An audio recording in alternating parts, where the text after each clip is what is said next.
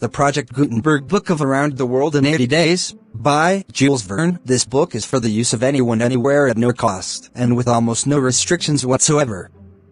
You may copy it, give it away or reuse it under the terms of the Project Gutenberg license included with this book, or online at www.gutenberg.net. Title: Around the World in 80 Days. Author: Jules Verne. Release date: May 15, 2008. Book number 103. Language: English. Chapter 1, in which Phileas Fogg and Passepartout accept each other. The one is master, the other is man. Mr. Phileas Fogg lived, in 1872, at number 7, Saville Row, Burlington Gardens, the house in which Sheridan died in 1814. He was one of the most noticeable members of the Reform Club, though he seemed always to avoid attracting attention, an enigmatical personage, about whom little was known, except that he was a polished man of the world. People said that he resembled Byron, at least that his head was Byronic, but he was a bearded, tranquil Byron, who might live on 1,000 years without growing old. Certainly an Englishman, it was more doubtful whether Phileas Fogg was a Londoner.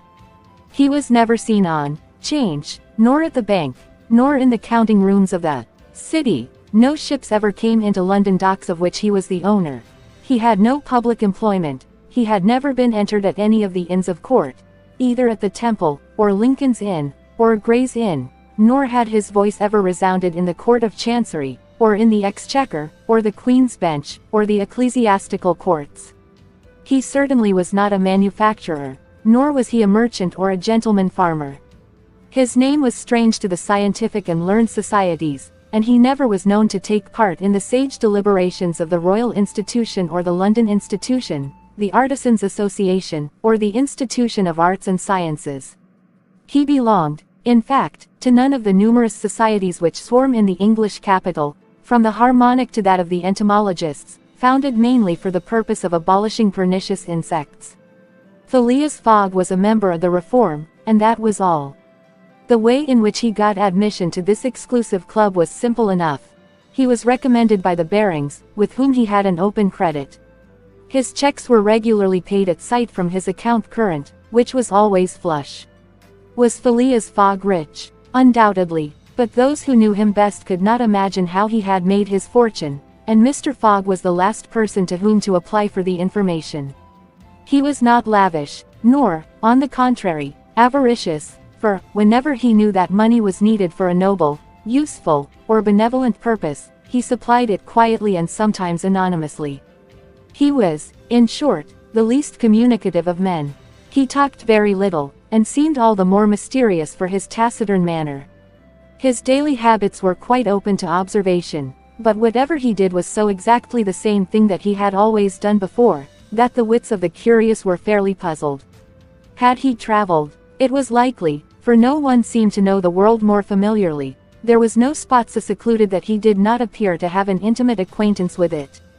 He often corrected, with a few clear words, the thousand conjectures advanced by members of the club as to lost and unheard of travelers, pointing out the true probabilities, and seeming as if gifted with a sort of second sight, so often did events justify his predictions. He must have traveled everywhere, at least in the spirit. It was at least certain that Phileas Fogg had not absented himself from London for many years.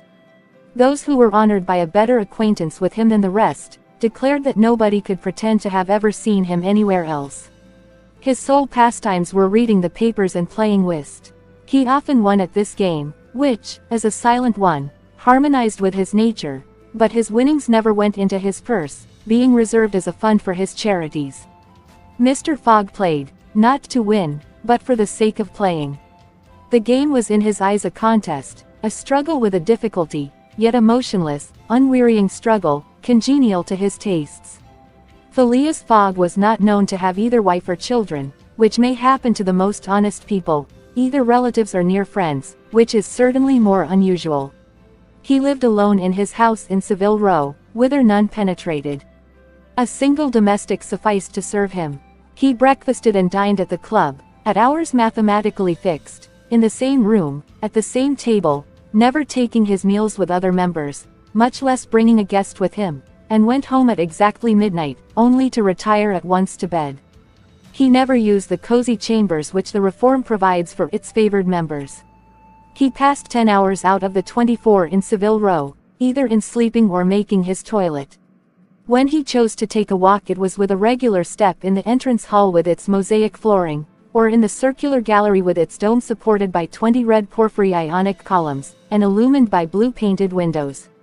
When he breakfasted or dined, all the resources of the club, its kitchens and pantries, its buttery and dairy, aided to crowd his table with their most succulent stores. He was served by the gravest waiters, in dress coats, and shoes with swan-skin soles, who proffered the viands in special porcelain, and on the finest linen. Club decanters, of a lost mold, contained his sherry, his port, and his cinnamon-spiced claret, while his beverages were refreshingly cooled with ice, brought at great cost from the American lakes. If to live in this style is to be eccentric, it must be confessed that there is something good in eccentricity. The mansion in Saville Row, though not sumptuous, was exceedingly comfortable. The habits of its occupant were such as to demand but little from the sole domestic, but Phileas Fogg required him to be almost superhumanly prompt and regular. On this very 2nd of October he had dismissed James Forster, because that luckless youth had brought him shaving water at 84 degrees Fahrenheit instead of 86, and he was awaiting his successor, who was due at the house between 11 and half past. Phileas Fogg was seated squarely in his armchair, his feet close together like those of a grenadier on parade, his hands resting on his knees, his body straight, his head erect. He was steadily watching a complicated clock which indicated the hours, the minutes, the seconds, the days, the months, and the years. At exactly 11:30 Mr. Fogg would, according to his daily habit, quit Saville Row, and repair to the Reform. A rap at this moment sounded on the door of the cozy apartment where Phileas Fogg was seated, and James Forster, the dismissed servant, appeared. "The new servant," said he. A young man of 30 advanced and bowed. "You are a Frenchman, I believe," asked Phileas Fogg. "and your name is John." Jean, if monsieur pleases," replied the newcomer. "Jean Passepartout, a surname which has clung to me because I have a natural aptness for going out of one business into another. I believe I'm honest, monsieur, but, to be outspoken, I've had several trades. I've been an itinerant singer, a circus rider, when I used to vault like Leotard, and dance on a rope like Blondin. Then I got to be a professor of gymnastics, so as to make better use of my talents, and then I was a sergeant fireman at Paris and assisted at many a big fire. But I quitted France 5 years ago, and, wishing to taste the sweets of domestic life, took service as a valet here in England. Finding myself out of place, and hearing that Monsieur Phileas Fogg was the most exact and settled gentleman in the United Kingdom, I have come to Monsieur in the hope of living with him a tranquil life and forgetting even the name of Passepartout." "Passepartout suits me," responded Mr. Fogg. "You are well recommended to me. I hear a good report of you. You know my conditions." "Yes, monsieur." "Good. What time is it?" 22 minutes after 11. returned Passepartout, drawing an enormous silver watch from the depths of his pocket. "You are too slow," said Mr. Fogg. "Pardon me, monsieur, it is impossible." "You are 4 minutes too slow. No matter. It's enough to mention the error. Now from this moment, 29 minutes after 11 a.m. this Wednesday the 2nd of October, you are in my service." Phileas Fogg got up, took his hat in his left hand, put it on his head with an automatic motion, and went off without a word. Passepartout heard the street door shut once. It was his new master going out. He heard it shut again. It was his predecessor, James Forster, departing in his turn. Passepartout remained alone in the house in Saville Row.